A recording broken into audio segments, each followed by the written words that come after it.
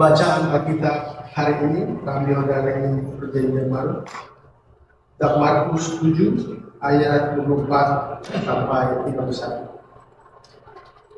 Markus 7 ayat 24 sampai ayatnya yang ke-31 yang menyatakan, lalu Yesus berangkat dari situ dan pergi ke daerah Tirus.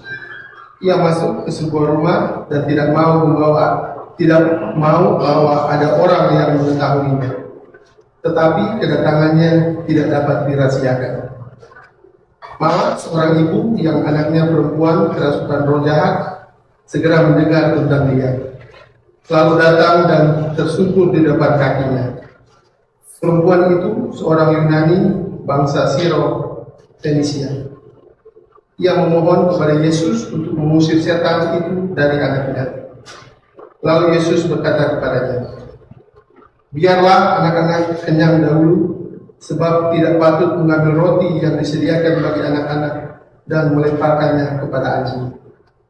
Tetapi perempuan itu menjawab, benar Tuhan, tetapi anjing yang di bawah meja juga makan remah-remah yang dijatuhkan anak-anak. Maka kata Yesus kepada perempuan itu, karena kata-katamu itu, pergilah sekarang, sebab setan itu sudah keluar dari anakmu. Perempuan itu pulang ke rumahnya, lalu didapatinya anak itu berbaring di tempat tidur, sedang setan itu sudah keluar. Kemudian Yesus meninggalkan pula daerah Tirus dan dengan melalui Sidon pergi ke Danau Galilea di tengah-tengah daerah Dekapolis. Demikian pembacaan Alkitab. Berbahagialah orang-orang yang memegang peringatan-peringatannya, yang mencari Dia dengan segenap hati, yang juga tidak melakukan kejahatan, tetapi yang berjalan menurut jalan-jalan yang ditunjukkannya. Haleluya.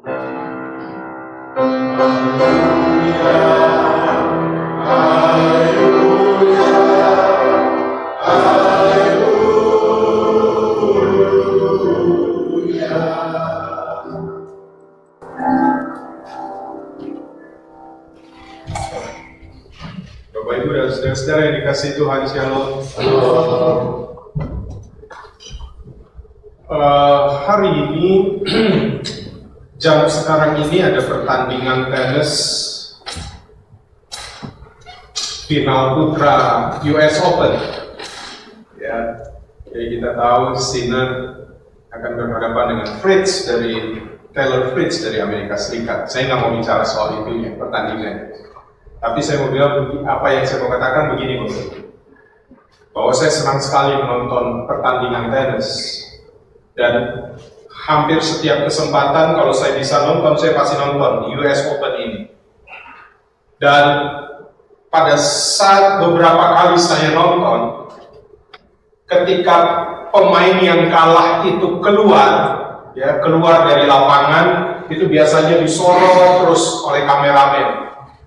Pada saat dia keluar, selalu saya terpana dengan sebuah tulisan di dinding saat pemain itu akan keluar dari lapangan. Ada sebuah tulisan, satu ungkapan yang sederhana, tulisannya begini, pressure is a privilege. Wah, beberapa kali saya lihat di US Open, mungkin kita nggak bisa lihat sekarang gitu ya, karena lagi berlangsung pertandingannya. Tapi ungkapan ini bagi saya menyentuh sekali. Pressure is a privilege. Tekanan itu adalah sebuah privilege dalam kehidupan. Dia bilang begini. Tekanan itu ternyata mengajarkan kita bagaimana menghadapi kesulitan. Tekanan itu mengajarkan kita bagaimana mengembangkan ketahanan mental. Bayangkan ya Bapak Ibu, kadang-kadang kan kalau kita suka nonton, saya tahu memang suka nonton tenis juga. Karena kita gemes gitu ya ini. Kalau lihat pemain tenis dunia, kok di lapangan itu kayaknya bukan sebagai tenis pro gitu. Dia bisa bikin waktu serve double fault. Saya pikir hari-hari kerjanya latihan tenis. Tapi itulah kita nggak tahu, kita menonton, tapi orang yang berada di lapangan itu pressure-nya berbeda. Nah, seseorang yang mendapatkan tekanan itu akan membuat dia lebih kuat. Dia dapat mengembangkan ketahanan mentalnya dan juga imannya. Seseorang yang mampu bertahan dan bekerja dengan baik di bawah tekanan seringkali adalah orang-orang yang disebut kuat. Mereka orang yang berani. Mereka orang yang tahan uji. Mereka orang yang lebih bijak dalam menghadapi tantangan di masa depan. Itulah mengapa dikatakan tekanan itu menjadi sebuah privilege. Karena melalui tekanan, seseorang menjadi lebih tangguh. Nah, saya mengajak kita untuk melihat. Nah, saya minta tolong. Tadi kita baca Injil Markus pasal 7. Ya, sekarang saya mau ajak kita lihat. Ternyata dalam Injil Matius, kisah ini lebih dramatis.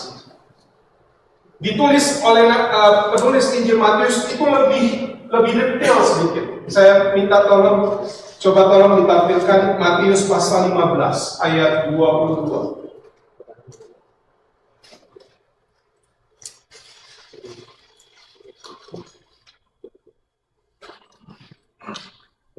Di sini kita bisa lihat lebih detail apa yang terjadi. Matius pasal 15 ayat 22. Mulai sebelumnya. Ini 23. Satu ayat sebelum. Ya. Ini sama Bapak Ibu ceritanya. Ya, dikatakan ini. Maka datanglah seorang perempuan Kanaan. Jadi tadi disebut, kalau di Markus dibilang dia perempuan Yunani, bangsa Siro-Fenisia. Bapak Ibu bayangkan, ini yang benar yang mana? Sekarang saya bilang begini, Bapak Ibu, Bapak Rexi adalah American citizen, bangsa Amur, orang Amur. Betul nggak? Betul. Jadi jangan kita dibuat bingung, gitu ya. Perempuan ini itu dia dulu bisa disebut perempuan Kanaan. Nah, Bapak Ibu kalau bicara Kanaan harus ingat ada sebuah histori yang luar biasa antara orang Yahudi dan orang Kanaan. Orang Kanaan punya tanah, lalu Tuhan bilang, "Hai Israel, kamu akan masuk di negeri berlimpah susu madunya yang namanya apa? Kanaan." Orang Kanaan harus menyingkir ketika berperang lawan Israel, mereka nggak menang. Berarti Bapak Ibu harus ingat bahwa sebenarnya orang Kanaan punya apa? Punya ada rasa, bisa punya dendam dengan Yahudi. Itu nggak bisa dilepas. Itu sejarah. Ya, nah lihat ini. Datang seorang perempuan Kanaan dari daerah itu berseru. Seruannya ini menarik. "Kasihanilah aku, ya Tuhan, anak Daud. Karena anakku perempuan kerasukan setan dan sangat menderita." Bapak Ibu harus tahu dulu tentang kerasukan setan. Ada yang pernah berhadapan?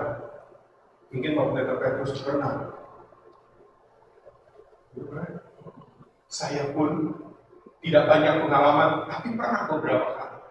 Saya ingat pertama kali saya masih SMA kelas 1, saya antar mami saya, dia bilang, "Semi, antar dulu mami ke rumah keluarga A," gitu ya. Begitu saya antar mami saya ke rumah keluarga A, saya berhenti, mami saya keluar dari mobil, rumahnya itu nggak jauh dari jalan, saya lihat di dalam anak dari keluarga itu sedang begini. Wow, saya bilang mami saya begitu tutup pintu saya langsung lari. Ngeri banget. Betul. Saya harus bilang, ngeri. Itu pengalaman pertama. Pengalaman kedua adalah ketika saya sudah menjadi pendeta. Saya selesai ibadah minggu, baru mau makan, dipanggil, Pak Pendeta, tolong, mama saya katanya, itu dalam keadaan kerasukan. Saya baru mau makan, saya masih karena yang kemasukan setan, kerasukan ini perempuan, ibu-ibu. Saya ajak istri saya, yuk kita pergi. Dari jam 12 siang lebih, kita bergumul untuk mengusir setan di dalamnya. Ngeri. Ngeri betul. Saya harus bilang, ngeri. Saya kalau nggak pendeta mungkin solari atau favorit. Ngeri juga. Perempuan. Tapi begitu bicara sama saya, yang keluar suara kakek-kakek. Wah. Saya bilang, keluar dalam nama Yesus. Dia tatap saya, dia ketawa.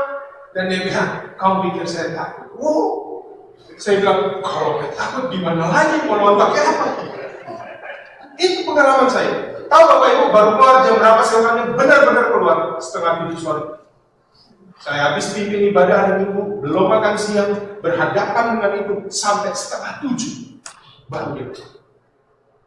Tapi setan begitu. Dan kalau begitu dia keluar Bapak Ibu, ibu ini lemesnya minta ampun. Kenapa? Karena tenaga ini dipakai oleh iblis untuk meronta, untuk melawan. Kami harus berapa orang pegang dia. Bapak Ibu bayangkan ya, cuma di film kungfu saya bisa lihat orang tidur begini, bangunnya dengan kaki lurus. Ini saya lihat dengan mata kepala sendiri. Makanya ketika ini disampaikan, saya teringat kenapa ibu ini mencari Yesus yang adalah orang Yahudi. Dia tahu ada resiko yang harus dia hadapi ketika dia berjumpa dengan Yesus. Tapi dia lawan itu semua. Karena hidupnya penuh dengan tekanan. Dia tidak tahan melihat anaknya menderita ketika kerasukan setan. Dia bilang, kasihanilah aku. Ya Tuhan, anak Daud, karena anakku perempuan kerasukan setan, Bapak Ibu lihat, dan sangat menderita. Dan lanjut ayat berikutnya. Di sini saya bilang, pressure is a privilege. Ayat berikutnya, next. Lihat, setelah dia berteriak, kasihanilah aku, ya Tuhan anak Daud. Yesus sama sekali tidak menjawab. Yesus diam, tetap berjalan. Lalu murid-muridnya bilang sama Yesus, suruh ini orang pergi, suruh ini perempuan pergi. Dia mengikuti kita dengan berteriak-teriak. Berarti kita tahu bahwa ketika dia berbicara, kasihanilah aku, dia sedang berteriak. Suruh pergi. Karena Bapak Ibu tidak lazim seorang perempuan datang tiba-tiba langsung tersungkur di depan seorang laki-laki di zaman itu. Nggak kayak sekarang.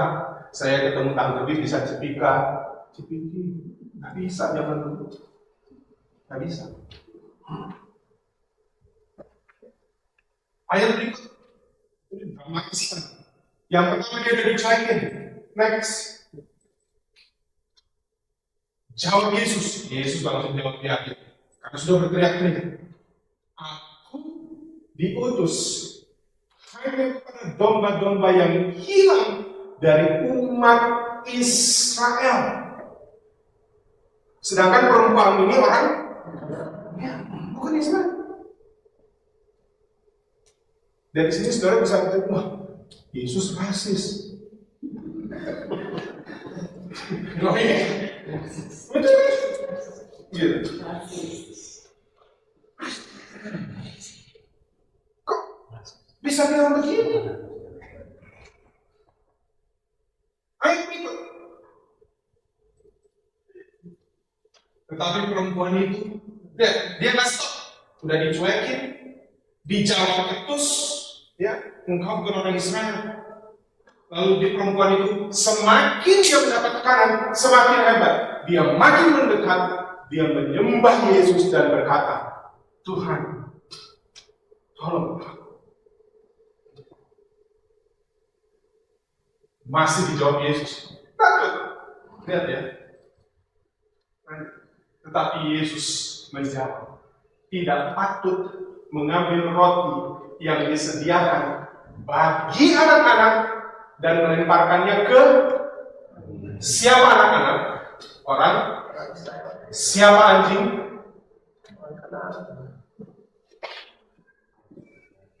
Anda biar butuh pertolongan.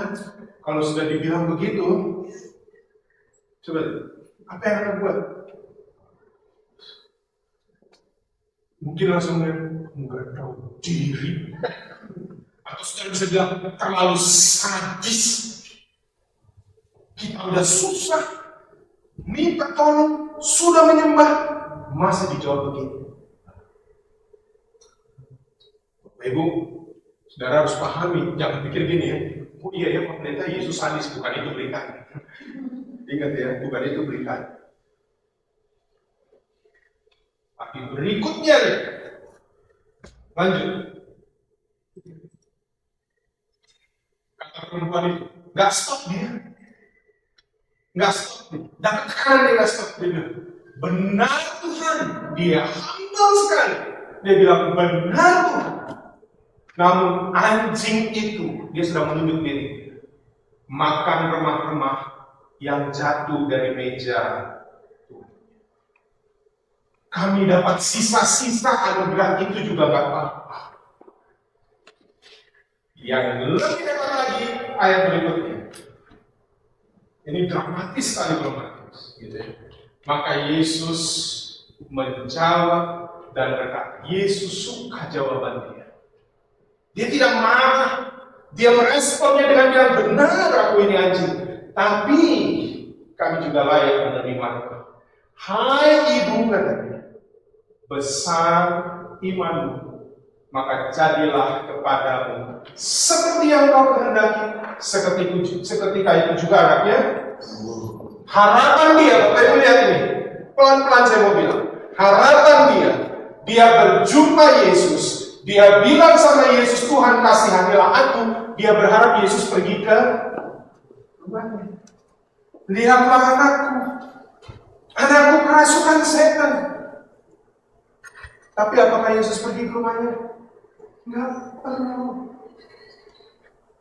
Kenapa? Karena Yesus lihat iman ibu ini semakin kena tekanan, dia tetap bertahan, dia tetap maju, dia tetap menyembah, dia tetap meminta, dan dia tetap meminta belas kasihan walaupun aku ini anjing. Dan Yesus nggak perlu pergi ke rumah. Saat itu juga anaknya sembuh, ibunya masih di depan Yesus, anaknya di rumah. Tapi dia menerima anugerah yang luar biasa dari Tuhan. Bapak Ibu, saudara yang dikasihi Tuhan, belajar dari perempuan Kanaan ini.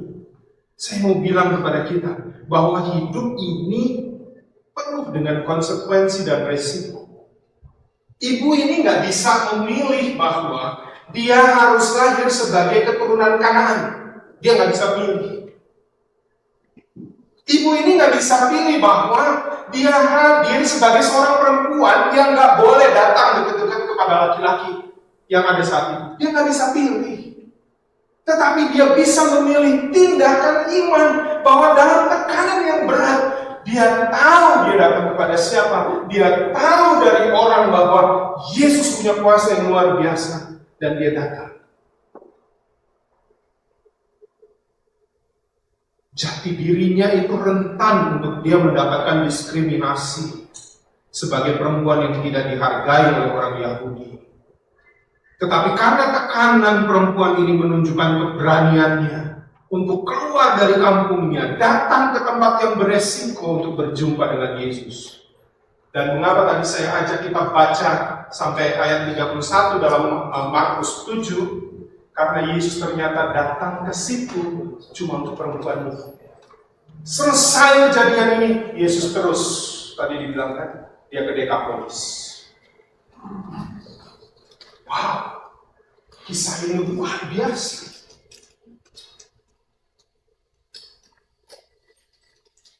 Perempuan Kanaan ini beresiko diusir, sudah disindir secara pribadi, dapat penghinaan, tapi dia tetap bertahan karena dia tahu dia datang kepada orang.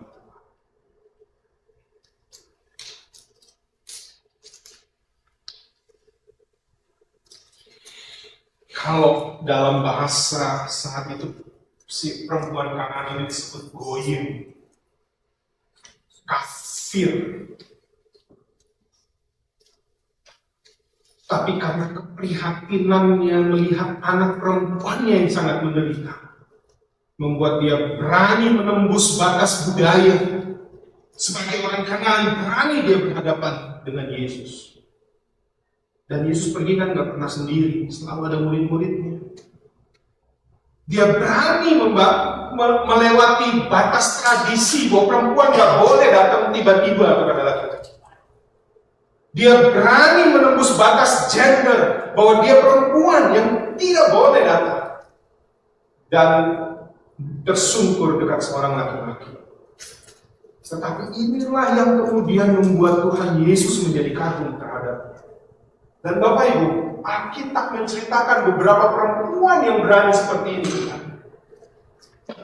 Perempuan Sirofenisia ini, masih ingat lagi ada kisah lain? Perempuan yang menjamah ujung dari jubah Yesus. Dia berani keluar. Ada pendatangan, ada suatu keterangan 12 tahun. Dia berani keluar. Siapa lagi? Maria yang menyeka kaki Yesus dengan minyak luas. Gak boleh. Mereka berani keluar.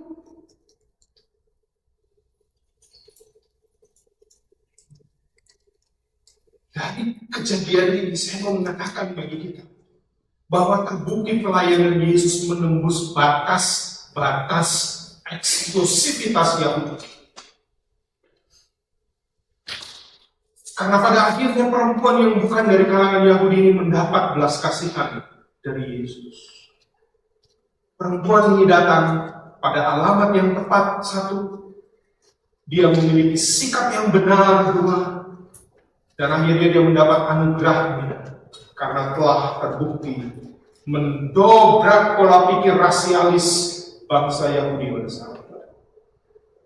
Dan Yesus menjawab dia, hai ibu, besar iman. Dan seketika juga anaknya menjadi sembuh. Saya mau katakan kepada kita bahwa di sini terbukti kasih Yesus menembus batas-batas yang dibangun manusia. Karena saudara, apapun keberadaan saudara, jangan pernah putus asa untuk mau datang pada Tuhan, karena belas kasihannya itu melampaui batas yang diberikan atau dibuat oleh manusia. Saudara punya masa lalu yang kelam, lalu orang bilang mau datang sama Tuhan, ini dulu hidupku begini. Kasih Tuhan melebihi.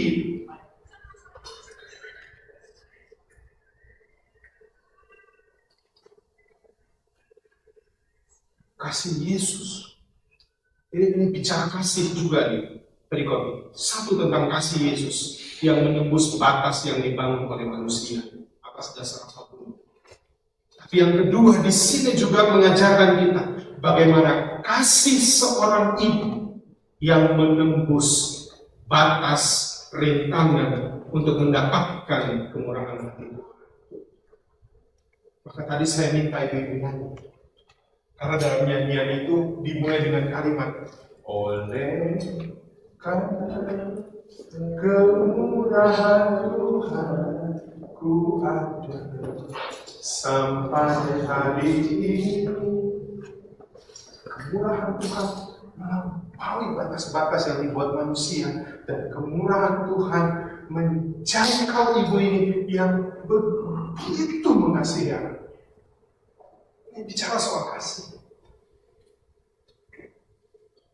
Dalam perikop ini ditunjukkan kepada kita bahwa seberapa besar usaha manusia untuk membatasi kasih, tetapi kuasa Allah, kasih Allah lebih besar untuk menghancurkan batas-batas yang dibuat manusia. Kadang-kadang kita bilang sama, kalau melihat orang yang mungkin kita tahu dia melakukan kesalahan-kesalahan, kita berpikir, Tuhan, orang ini nggak pantas menerima belas kasihan Tuhan.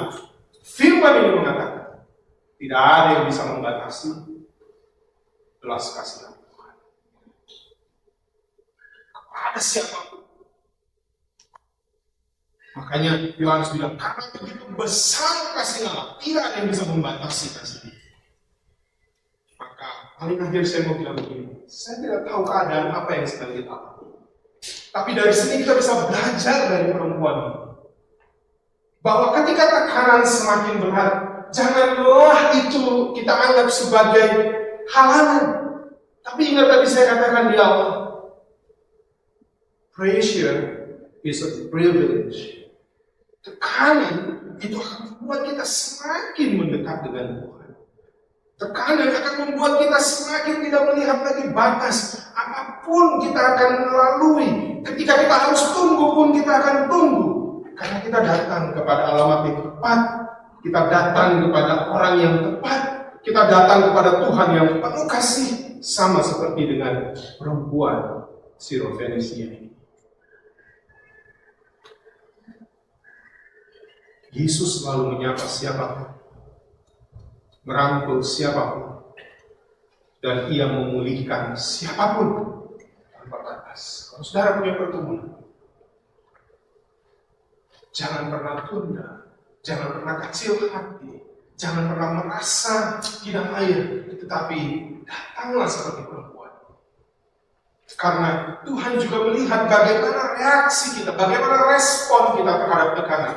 Tetapi ketika tekanan itu datang, tetapi semakin membuat kita memegang Tuhan dengan erat, dan Tuhan melihat iman kita.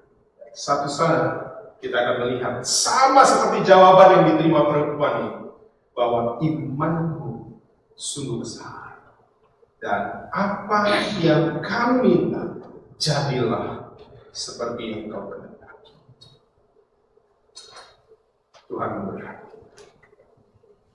Amin.